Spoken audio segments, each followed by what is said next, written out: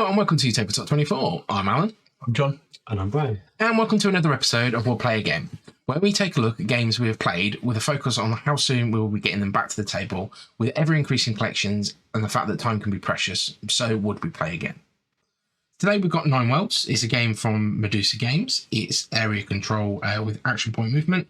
And it looks a little bit more on the older style printings, and then we'll talk a bit to the components in a sec. But one thing I do want to bring up on it before we even get going is the player colours. Now, it's always difficult when you've got 9 factions getting unique colours, but I think there is a little bit of an issue that, for me particularly, where some of the colours are very similar.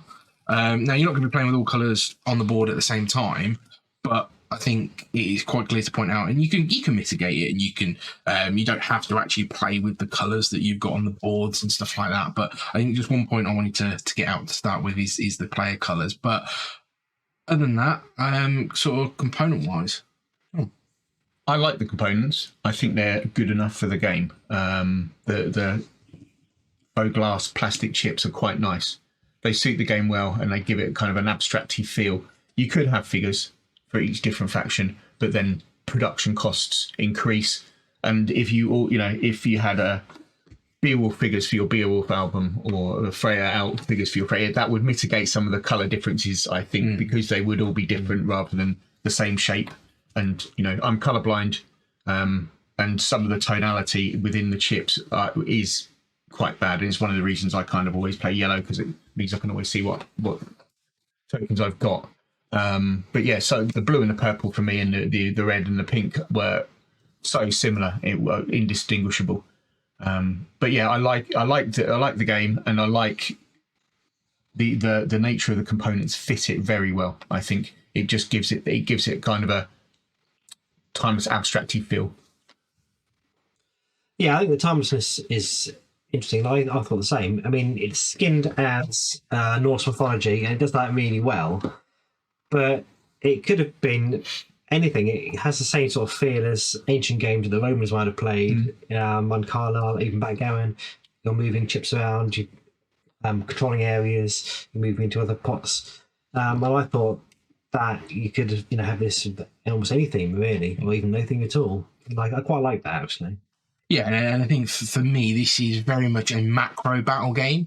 You're not down and dirty in the streets or out on the battlefield. It's you're taking a very big, higher level look at the worlds, and you're moving armies. These aren't like single warriors. These are actual whole armies that you're going to be moving around, and your resource on your armies is fairly limited. I mean, you've got lots of the glass chits here now, but you are sort of limited on where you're moving these guys to, and actually deploying an army and moving an army feels like a lot of effort, and so it would, and I think for that it brings you up above the world a little bit, which is quite nice, and again speaks to the theme of the Nine Worlds. Yeah, we mentioned also when we played it that they've done the Norse theme really well. They've gone for some not all the main typical famous. Not your MCU. Not exactly, yeah. So I got Ulla here, and there's a few other ones in there that are different, slightly less known, and that was nice to see, actually. Yeah. Yeah. I think there's a lot of strategy in when to pull things off and how to pull things off. You've got a limited number of action points. Your action points are dependent upon where you are covered on the board and what your positioning is. So you are really pushed to get the area control, to get more action points, to then be able to do more. So I think that's there, and I think one of the things I really enjoyed was it takes a lot of doing to plan your move, but when it comes off, it feels really good, and that's really not. I like that in any kind of game. Yeah. I mean, at the early rounds, I think we were sat discussing if it'd be beneficial to be first in the round turn or last. And I had the most success when I was first, and when I got pushed to being near the end, it wasn't so good for me. I kind of struggled, and it was weird in that way, because I think other people were doing better at the back end and worse at the front. It seems the game sets itself up to be going first is not good. It's not as good as being last, but you obviously have the opposite experience. I don't know if my strategies worked. We're just working that way, and I took my time just to adjust to it, or didn't adjust at all. Because it's a bit of a thinky game in that respect. I think you are prone to a bit of analysis paralysis. Oh, sure.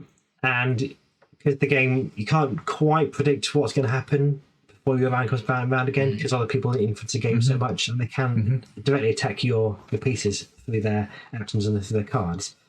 Yeah, you can spend the whole, when it comes to your turn, thinking, oh, hang on, I was going to do this, but now what should I do? Yeah, and you've got up to 8 action points, and you spend them all at once before it goes on to the next player. So the board state can change quite a lot before it gets back round to you. Yeah, so you can be stuck thinking of what am I going to do, but also going last, you can be stuck thinking, right, all of my moves that I wanted to do or I could have done have gone now, and I'm left with X to do, and how do I maximise my turn for those? Which can be, I mean, that's potentially one of the issues, or not issues, or aspects of area control, that you can be left in that state. Yeah. Much the same as potentially what's it called? And Moorpork, that's the one. Thank you very much. Literally, I can't tell. I'm not an owl. And Moorpork. I mean, we don't play a lot of area control games, but it seems to me there's a lot of similarities between this and Ankh-Morpork as well in the play, in the movement, and the actions that you take. So it would be interesting to maybe explore some more and see if there's any more variability in that type of play, because it feels like if we tried a couple, is there any more that are going to add anything else into that milieu? Because it could. I'm not saying it's limited. People probably slate me in the comments saying, no, there's loads in this, but it's my experience for the games we've played. Yeah, and I think there's one bit that's really particular to area control is mid-game, I was on the back foot. I'd lost my home world, I'd been moved around the board a little bit. I'd focused on other areas, but it's all about clawing those, what's important to you, and clawing that back. And actually, at that point where I did lose my home world, it wasn't important to me. So one thing to obviously mention is you will get special powers depending upon what world you're on, and you get those at the end of the game. And as Brian said, planning for those things to happen. And then you were playing Freya, and their home world, I believe, is it enables you to move your chits around the board, and you were sitting there waiting until the end of the round, and you were like, just going to move those over there. Yeah. So next round, you start off with a lot of control. So, which I thought was really good. I thought this is a really nice way of doing it on the board, because when you've controlled an area, you pop it into here to indicate that you've got the power, and once you use the power, you move it back here to say you still got control of it, but it's not got power yet. Yeah. So it looks just a bit of artwork, but actually it's got a real function in the game, and I really like that. Yeah, it's a very well designed, well thought out game with a lot of tactics and thought can be put into it to play. There's a lot of depth to it, I think, and it does bear repeated play-ins to draw those out. Very close to the scores at the end, if I recall, as well. We got quite close on it. And one thing to obviously bear in mind is you wouldn't potentially know it, but there is one expansion on the table, and that is literally a deck of cards and a deck of cards. Deck of cards. So you're getting to get specific objectives that really sort of push you towards something. And I think this is great for newer players. It gives you a really good thing to go after, and it gives you sort of an objective. If you're not quite sure what to do, you're kind of led by that, and then picking up the treasures gives you a boon to that. And because you're drafting those, you don't have to pay for them. You're drafting them, so you can actually go, well, actually, this is going to have synergy with what I'm looking for. These are my objectives. This is how I'm going to score points. And then your game goes from there. Yeah, so the game is set up already out of the box with, you can choose how long you'll play the game for, with 3 rounds, 6 rounds, or 9 rounds. And there's a marker here.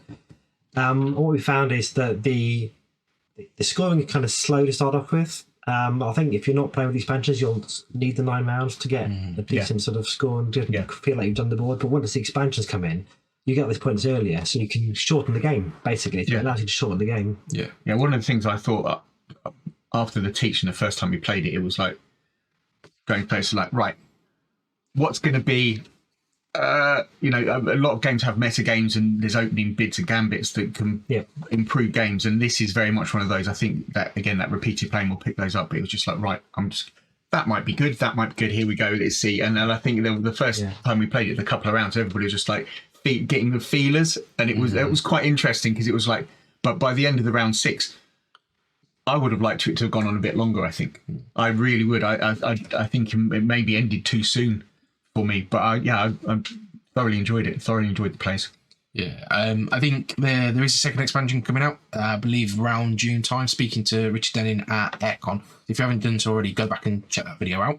But there is a second expansion that's coming that's going to add more to do. But you're not sacrificing your abilities on the board to do these other things. They're going to be fighting monsters and there's these big sort of mythological creatures within the mythology, and you're going to be going off and fighting those. But you will be getting benefits back on the main world board as well. And if you're not contributing to those, you're going to get penalised for that.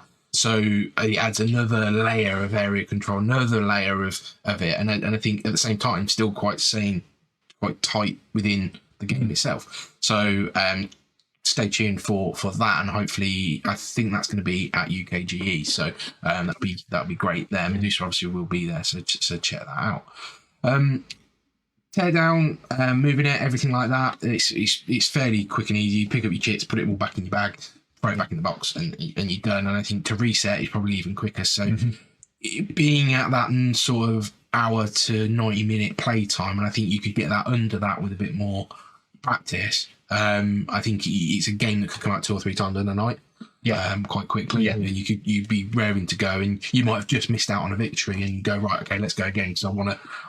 The different tactics you could employ give you that replayability. Yeah, definitely, and I think the variability in the characters, the variability in the expansions that come with it as well, it does give it a lot of replayability. It's certainly one that does bear getting back to the table to explore and dive into more. Yeah. So we're going to answer that question, John. I'd play again. I'd play it again soon. If it was brought to a games night and it was one of the options that we had in front of us, I wouldn't be averse to playing it, and I would certainly, if it was on a shelf and somebody had it, I'd be able to go with that, definitely. I play it again soon as well. I think there's tactics I've not yet explored. There's obviously components and artifacts I've not yet explored. I think I'd like to get to a few more goes of it just to understand, the full depths of the game. How much is going to be replayable after 3 or 4 times? I'm not sure. So ask me again in half a year. Absolutely want to get it again soon. One of the replayabilities is with people that you play it with, different game groups, different groups of people. Yes, that's also true. You play it with the same game group a couple of times. People suss out tactics, but then you'll be able to work out how to counter those. So different game groups, you're going to get more out of it. You could go introduce it to new peoples and just go, do you know what I mean? I know all these tactics and I'm just going to steamroll you. So it could, it's So for me, it's we'll play again soon. I think there's a lot more depth to discover here. I think there are definitely synergies with some of the objectives, some of the treasures that you can pick up, and the factions, and trying to blend those together. So really interested to try that out. I think. Like John says, you can get those opening gambits, and actually is that going to be a big thing about this? So really glad to pick this up, and also really glad to try and get it back to the table as soon as possible. So thank you for watching this episode of We'll Play Again. If you haven't done so already, check our other videos on the channel, give us a like and a subscribe, and we'll catch you next time. Take care. Goodbye.